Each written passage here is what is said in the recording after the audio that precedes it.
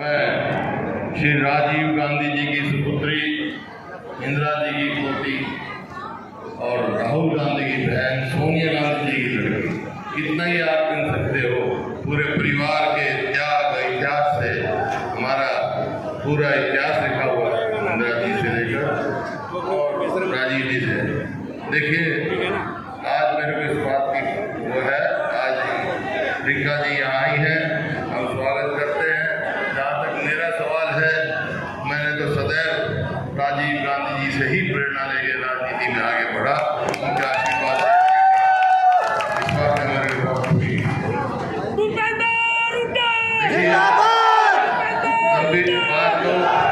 सभी ने बात बता, भाई एक बात सुनो, जब तक मैं बोलूँ 2 मिनट नारे मत लगाओ, 2 मिनट बोलूँ, आप ध्यान से सुनो। लंबी बात, ये सारी बातें पहले कह दी। प्रियंका जी हैं हमारे अध्यक्ष जी, उदयमान जी, सांसद दीपेंद्र जी और हमारे दोनों कैंडिडेट करनाल लोकसभा से बुद्धि राजा जी और करनाल असेंबली से हमारे त्रिलोचन जी। लोकसभा में पूर्व मुख्यमंत्री लड़ रहे हैं और विधानसभा में आज के मुख्यमंत्री लड़ रहे हैं। तो बहुत सारा देश और हरियाणा पूरी टकटकी लगाए करनाल लोकसभा और विधानसभा की ओर देख रहा है। और जो मैं आज देख रहा हूँ, जो आज जनसमूह देख रहा हूँ, एक संकेत है कि दोनों सीटों में कांग्रेस की जीत होने जा रही है। अभी प्रियंका जी बता रही थी, यूपी में भी इन्होंने मेहनत करी, वहाँ की हालत बदल गई। जहाँ से आवाज आ रही है, यही हो रहा है कि दुनिया ने बदलाव का मन बना लिया हिंदुस्तान के लोगों ने। और मैं इसी वास्ते उस आधार पर कह सकता हूँ, केंद्र में इंडिया गठबंधन की सरकार बनने जा रही है। जहाँ तक हरियाणा का सवाल है, हरियाणा सोनिया गांधी जी के नेतृत्व में, डॉक्टर मनमोहन सिंह के नेतृत्व में 2014 में प्रति व्यक्ति आय में, प्रति व्यक्ति निवेश में, नौकरी देने में, कानून व्यवस्था में और खेल और खिलाड़ियों में नंबर 1 था। 10 साल हो गए इनकी सरकार को, बीजेपी की। आज हरियाणा में क्या हुआ?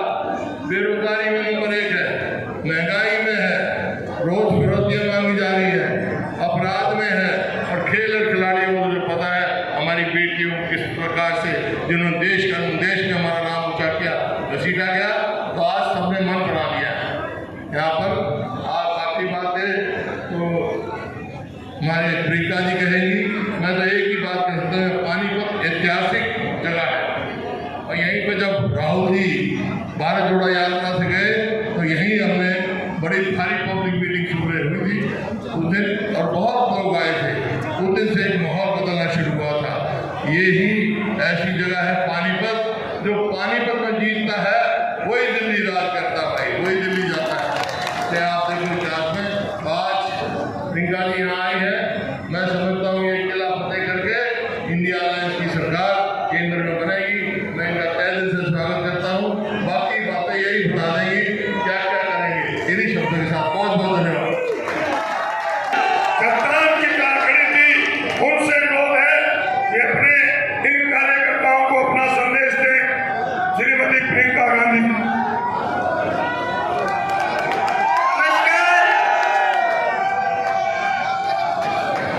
श्री भूपेंद्र हुड्डा जी, श्री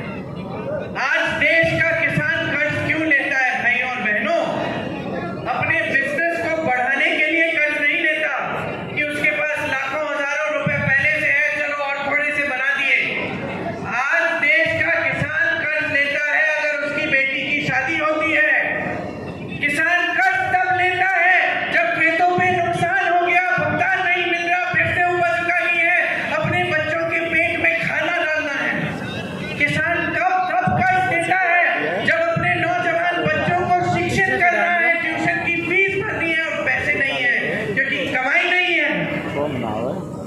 और इन लोगों के पास इस देश के किसान के लिए 1 रुपया नहीं है। जब हम कर्ज माफी की बात करते हैं, कहते हैं अर्थव्यवस्था में पैसे नहीं है, तो ये 16 लाख करोड़ रुपए इन्होंने बड़े खरबपतियों के कैसे माफ किए अगर आपके लिए 1 रुपया नहीं है। उत्तर प्रदेश में, हरियाणा में जगह जगह ऐसे किसान हैं जिन्होंने 1 लाख रुपए कर्ज लिया, वापस नहीं कर पाए और आत्महत्या कर ली। 50,000 रुपए के लिए आत्महत्या कर रहे हैं देश के किसान।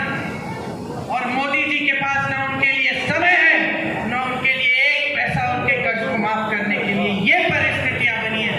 आज परिस्थितियां इनकी नीतियों द्वारा ऐसी बन गई हैं कि किसान खेती के हर सामान पर जीएसटी डाल रखा है, हर सामान को महंगा कर रखा है।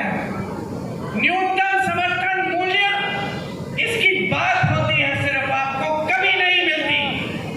आपके सामने आते हैं, बड़ी बड़ी चर्चाएं करते हैं, लेकिन आज तक आपको न्यूनतम समर्थन मूल्य नहीं मिलता।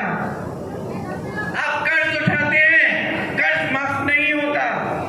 आपको खाद नहीं मिलती, सरकारी वितरण केंद्र तमाम बंद पड़े हैं देश भर में। आपको प्राइवेट में लंबी लंबी कतारों में खड़ा होना पड़ता है, फिर भी नहीं मिलता। तो परिस्थितियां क्या हैं? आप खेती से कमा ही नहीं पा रहे हैं। आपको अगले दिन के लिए क्या इंतजाम करना है, कैसे करना है, यही पता नहीं है। किस तरह से आप जी रहे हैं, किस तरह से आप आगे बढ़ रहे हैं, कोई आपको पूछता तक नहीं है।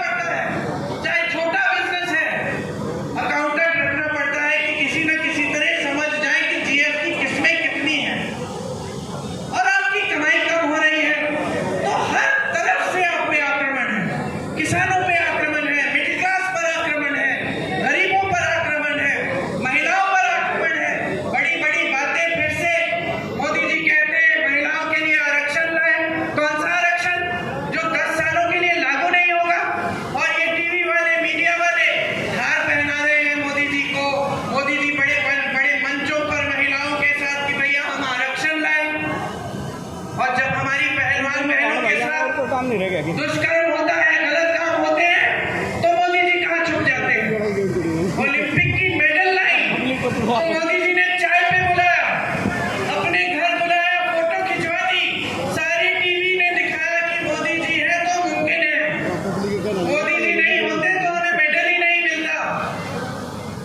और जब उसी महिला ने मेरे रो कर कहा मैडम ये कि मुझ पे अत्याचार हुआ है, मोदी जी मेरी बात बैंड तो सारा नोट दे रखे मुझे सबसे ज्यादा दुख पता है किस बात का हुआ, जब मैं उससे मिलने गई, जब वो धरना लगा रही थी, मैं उन लड़कियों से मिलने गई, खरीद के ला रखे उसने मुझे कहा कि दीदी मैंने सोचा किसी था, तो 10,000 किसी मैंने देश को गर्वित किया है, देश के लिए इतना बड़ा मेडल लाई हूँ, मैंने सोचा था कि अगर मैं सड़क पे बैठ जाऊंगी, मैं आंदोलन करूंगी तो मेरी तो सुनवाई होगी। मोबाइल तो वो बोल मुझे दुख इस बात का हुआ कि ये लड़की, इसने इतनी मेहनत की होगी, मैं जानती हूँ।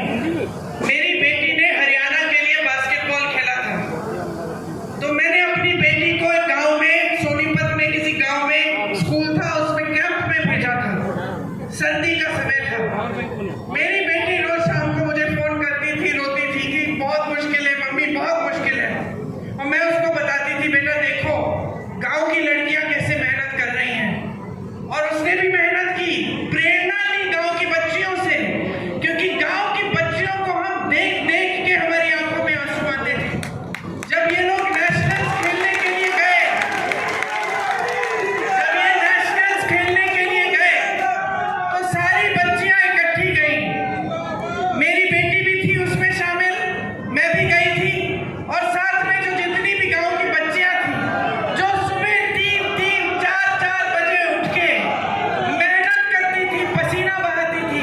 मुझे आज तक याद है उस टीम की जो कैप्टन थी, एक छोटी सी लड़की थी, इतनी सी 15 साल की लड़की, शायद राधिका नाम था उसका, उसको 103 बुखार था, उसको 103 बुखार था, लेकिन वो खेलती रही, खेलती रही, खेलती रही। मैं माँ हूँ, मैंने कहा कि उसको रुकवा लो, आराम करा लो, कोई बात नहीं, वो बच्ची रुकी नहीं। इतनी मेहनत करती हैं आपकी बेटियां, और ओलंपिक में जाने के लिए कितनी मेहनत की होगी इस लड़की ने। नौजवान, इसकी उम्मीदें, इसकी आशाएं क्या होंगी, महत्वाकांक्षाएं क्या होंगी, और आज सड़क पे बैठी है, आप उनको घसीटवा रहे हो, अपने पुलिस वालों से लाते खिलवा रहे हो, और आपके पास 2 मिनट का समय नहीं है कि घर अब बुला लीजिए ना, अब रो रही है, अब बुला लीजिए, अब सुन लीजिए कि इसका दुख क्या है। ये है आज की राजनीति की परिस्थिति, ये है हमारे देश के सबसे बड़े पद पर आसीन हमारे महान नेता प्रधानमंत्री मोदी जी, ये है उनकी हमदर्दी आपके लिए। समझ लीजिए बहनों और भाइयों, 10 सालों में जो सच्चाई आप जी रहे हैं, जिस तरह से आपको दिल्ली के अंदर इन्होंने जाने नहीं दिया, आपको बाहर रखा, आप पे लाठियां बरसाई, आपके ऊपर टीयर गैस डाला, आप पे पानी फेंकवाया, आपकी बिजली बंद कराई, जिस तरह से इन्होंने आपके साथ बर्ताव किया है, इसको भूलिए मत, भूलिए मत।